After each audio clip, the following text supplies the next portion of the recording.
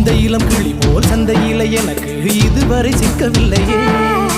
என் அழகு ரசிக்க என் நெருப்பை அணைக்க இளைஞனும் கிட்டவில்லையே.